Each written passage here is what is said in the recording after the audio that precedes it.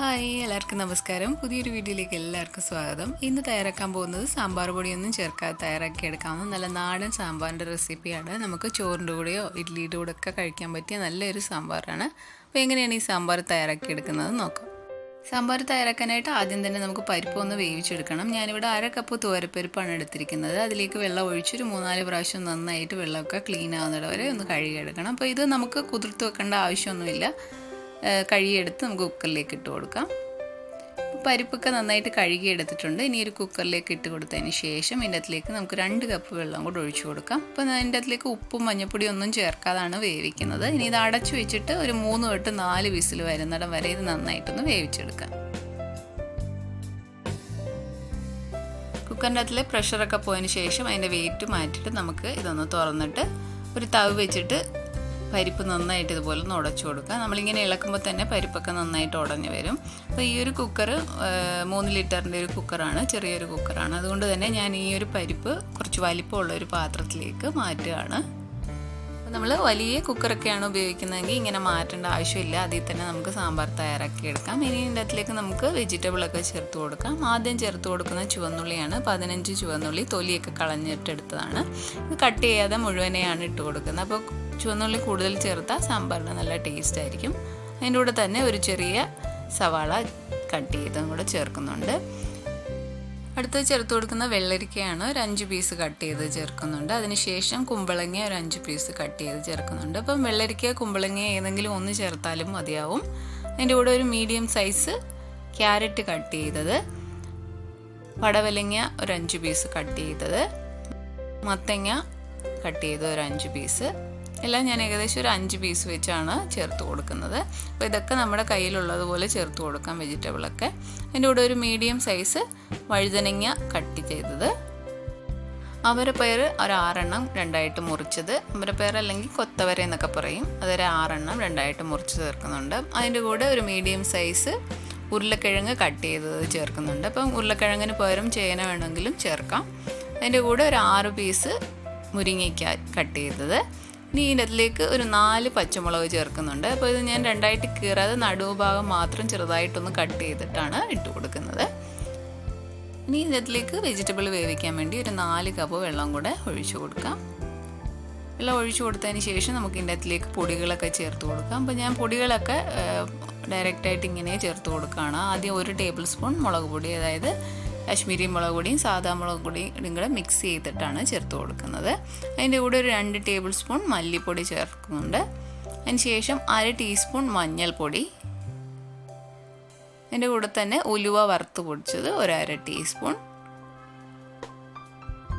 ഒരു ചെറിയ കഷ്ണം കായം. അപ്പോൾ കായം നമ്മളിങ്ങനെ കട്ട കായം ചേർക്കുമ്പോഴായിരിക്കും സാമ്പാറിന് നല്ല ഫ്ലേവർ വരുന്നത്. അപ്പോൾ അതുണ്ടെങ്കിൽ ഇങ്ങനെ തന്നെ ചേർക്കുക. ഇല്ലെന്നുണ്ടെങ്കിൽ ഒരു 1.5 ടീസ്പൂൺ കായപ്പൊടി ചേർത്ത് കൊടുക്കുക. ഇനി ഇതിൻ്റെ അതിലേക്ക് ആവശ്യത്തിന് ഉപ്പും കൂടെ ചേർത്ത് എല്ലാം കൂടെ നന്നായിട്ടൊന്ന് മിക്സ് ചെയ്തെടുക്കാം. അപ്പോൾ പൊടികളൊക്കെ വെജിറ്റബിളിൻ്റെ കൂടെ കിടന്ന് നന്നായിട്ട് വെന്ത് അതിൻ്റെ പച്ച ടേസ്റ്റൊക്കെ മാറിക്കിട്ടും. ഇനി ഇത് നന്നായിട്ടൊന്ന് തിളച്ച് വരുമ്പോൾ നമുക്കിതൊന്ന് അടച്ചു വെച്ചിട്ട് ഒന്ന് വേവിച്ചെടുക്കണം. ഇതൊരു അടച്ചു വെച്ചിട്ട് ഒരു 15 മുതൽ 20 മിനിറ്റ് വരെ വെജിറ്റബിൾ വേവിക്കണം. അപ്പോൾ ഇങ്ങനെ വേവിക്കുമ്പോൾ വെജിറ്റബിളൊക്കെ ഒത്തിരി ഓവർ കുക്കാകാതെ കറക്റ്റായിട്ട് വെന്ത് വരും. അപ്പോൾ കുക്കറിലാണെങ്കിൽ ഒരു വിസിൽ വരെ വേവിച്ചെടുക്കുക. ഇപ്പോൾ ഒരു 20 മിനിറ്റ് ആയിട്ടുണ്ട്. വെജിറ്റബിളൊക്കെ കറക്റ്റായിട്ട് കുക്കായിട്ടുണ്ട്. അപ്പോൾ നമ്മളിങ്ങനെ അടച്ചു വെക്കുന്നതുകൊണ്ട് തന്നെ ഒത്തിരി വെജിറ്റബിളൊന്നും ഒത്തിരി വെന്ത് പോകാതെ കറക്റ്റായിട്ട് വെന്ത് കിട്ടും. ഇനി ഇതിൻ്റെ അതിലേക്ക് നമുക്ക് ചേർക്കാനുള്ളത് വെണ്ടയ്ക്കയും തക്കാളിക്കയാണ്. അപ്പോൾ വെണ്ടയ്ക്ക ചേർക്കുന്നതിന് മുമ്പേ നമ്മളൊന്ന് റോസ്റ്റ് ചെയ്തിട്ട് ചേർക്കാം. അതിനായിട്ട് ഞാനൊരു പാനിലേക്ക് 3 വെണ്ടയ്ക്ക കട്ട് ചെയ്താണ് ചേർത്ത് കൊടുക്കുന്നത്. ആദ്യം എണ്ണയൊന്നും ഒഴിക്കാതെ വെറുതെ കുറച്ച് നേരം അതിൻ്റെ ഈർപ്പമൊക്കെ പോകുന്നിട വരെ ഒന്ന് ഇളക്കി കൊടുക്കുക. ഇനി ഇതിൻ്റെ അതിലേക്ക് ഒരു ടേബിൾ സ്പൂൺ എണ്ണയും കൂടെ ഒഴിച്ചിട്ട് ഇതൊന്ന് നന്നായിട്ട് ഫ്രൈ ചെയ്തെടുക്കണം. അപ്പോൾ ഇതിൻ്റെ കളറൊക്കെ ഒന്ന് ഡാർക്ക് കളറാകുന്നിട വരെ ഇതൊന്ന് ഫ്രൈ ചെയ്തെടുക്കണം. ഇപ്പോൾ കളറൊക്കെ നന്നായിട്ട് മാറി ഒരു ഡാർക്ക് കളറായിട്ടുണ്ട്. ഇനി നമുക്കൊരു പാത്രത്തിലേക്ക് മാറ്റാം. ഇപ്പോൾ വെണ്ടയ്ക്ക ഡയറക്റ്റ് ചേർക്കാതെ ഇങ്ങനെ ചേർക്കുമ്പോൾ ഒത്തിരി വെന്തുടഞ്ഞു പോകാതെ കിട്ടും. ഇനി ഇത് നമ്മൾ വേവിച്ച് വെച്ചിരിക്കുന്ന പച്ചക്കറിയിലേക്ക് ചേർത്ത് കൊടുക്കാം. വെണ്ടയ്ക്ക ചേർത്തതിന് ശേഷം ഇതിൻ്റെ അതിലേക്ക് ചെറിയ 2 തക്കാളിക്ക കട്ട് ചെയ്തത് ചേർത്ത് കൊടുക്കാം. അതിൻ്റെ കൂടെ പുളിക്ക് വേണ്ടി നമുക്ക് ചെറിയൊരു നാരങ്ങ വലിപ്പത്തിലുള്ള പുളി ഒരു 1/2 കപ്പ് വെള്ളത്തിൽ പിഴിഞ്ഞാണ് ചേർത്ത് കൊടുക്കുന്നത്. അപ്പോൾ പുളിയൊക്കെ ലാസ്റ്റ് നമ്മൾ നോക്കിയിട്ട് വേണമെന്നുണ്ടെങ്കിൽ കുറച്ചുകൂടെ ചേർത്ത് കൊടുക്കാം. ഇനി ഇതിൻ്റെ അതിലേക്ക് നമുക്ക് ആവശ്യത്തിന് ഉപ്പും കൂടെ ചേർത്തിട്ട് നന്നായിട്ടൊന്ന് മിക്സ് ചെയ്തെടുക്കാം. അപ്പോൾ ഇനി ഇത് ഇളക്കി നന്നായിട്ട് മിക്സ് ചെയ്തിട്ട് ഇനി ഈ വെണ്ടയ്ക്കായും തക്കാളിക്കായൊക്കെ നന്നായിട്ടൊന്ന് വെന്ത് വരുന്നിടം വരെ ഇതൊന്നുകൂടെ തിളപ്പിച്ചെടുക്കണം. നമ്മൾ ഒത്തിരി അങ്ങ് കുറുകുന്നിടം വരെ തിളപ്പിക്കാൻ പാടില്ല. ഇപ്പോൾ നമ്മൾ പരിപ്പൊക്കെ ചേർക്കുന്നതുകൊണ്ട് തന്നെ ഇത് ഇരിക്കും തോറും ഇത് കുറുകി വരും. ഇപ്പോൾ ഒരു 5 മിനിറ്റ് കഴിഞ്ഞിട്ടുണ്ട്. തക്കാളിക്കൊക്കെ നന്നായിട്ട് വെന്ത്. അപ്പോൾ ഈ ഒരു പരുവമാകുമ്പം നമ്മൾ തീ ഓഫ് ചെയ്യണം. അല്ലെങ്കിൽ ഒത്തിരി കുറുകി കഴിഞ്ഞാൽ പിന്നെ തണുത്ത് കഴിഞ്ഞാൽ ഒത്തിരി കട്ടിയായി പോവും. ഇനി സാമ്പാറിലേക്ക് കടുക് താളിച്ച് ചേർക്കണം. അതിനായിട്ട് ഒരു പാനിലേക്ക് ഒരു 1.5 ടേബിൾ സ്പൂൺ വെളിച്ചെണ്ണ ചൂടാക്കി അതിലേക്ക് 1/2 ടീസ്പൂൺ കടുക് ഇട്ട് കൊടുക്കാം. കടുക് നന്നായിട്ട് പൊട്ടി വരുമ്പം ഒരു 5 ചുവന്നുള്ളി ചെറുതായിട്ട് അരിഞ്ഞ് ചേർത്ത് ഇളക്കി നന്നായിട്ടൊന്ന് ചുവക്കുന്നിടം വരെ ഫ്രൈ ചെയ്തെടുക്കാം.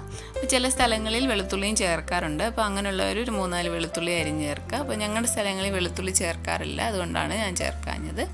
ഇനി കുറച്ച് കറിവേപ്പിലയും 2 വറ്റൽമുളകും കൂടെ മുറിച്ചിട്ട് നന്നായിട്ടൊന്ന് ഇളക്കി നന്നായിട്ടൊന്ന് ഫ്രൈ ചെയ്തെടുക്കാം. മുളകും കറിവേപ്പിലയും നന്നായിട്ട് ഫ്രൈ ആയി വരുമ്പം ഇത് നമുക്ക് തയ്യാറാക്കി വെച്ചിരിക്കുന്ന സാമ്പാറിലേക്ക് ചേർത്തിട്ട് നന്നായിട്ടൊന്ന് മിക്സ് ചെയ്തെടുക്കാം. ഇനി എല്ലാം കൂടെ നന്നായിട്ടൊന്ന് മിക്സ് ചെയ്തെടുക്കാം. അപ്പോൾ പൊടികളൊക്കെ വേണമെന്നുണ്ടെങ്കിൽ നമുക്ക് കടുക് താളിക്കുന്നതിൻ്റെ കൂടെ ചേർത്തിട്ട് നന്നായിട്ട് റോസ്റ്റ് ചെയ്ത് വേണമെങ്കിലും ഈ സാമ്പാറിലേക്ക് ചേർക്കാം. അതുപോലെ നമ്മൾ ഒത്തിരി അങ്ങ് കുറുകി പോകാതെ തന്നെ നന്നായിട്ട് വെജിറ്റബിളൊക്കെ തിളപ്പിച്ച് കറക്റ്റായിട്ട് തിളപ്പിച്ചെടുക്കുക. അങ്ങനെ നല്ല ടേസ്റ്റി ആയിട്ടുള്ള നാടൻ സാമ്പാർ റെഡി ആയിട്ടുണ്ട്. അപ്പോൾ സാമ്പാർ പൊടിയൊന്നും ചേർക്കാതെ എളുപ്പത്തിൽ തയ്യാറാക്കാവുന്ന നല്ല ടേസ്റ്റി ആയിട്ടുള്ള ഒരു സാമ്പാറാണ്. അപ്പോൾ നിങ്ങൾ ഈ ഒരു റെസിപ്പി ട്രൈ ചെയ്ത് നോക്കുക. അതുപോലെ നിങ്ങൾക്ക് വീഡിയോ ഇഷ്ടപ്പെട്ടാൽ ശരണ്യാസ് റെസിപ്പി ചാനൽ സബ്സ്ക്രൈബ് ചെയ്യുക. പുതിയൊരു റെസിപ്പി ആയിട്ട് കാണാം. താങ്ക്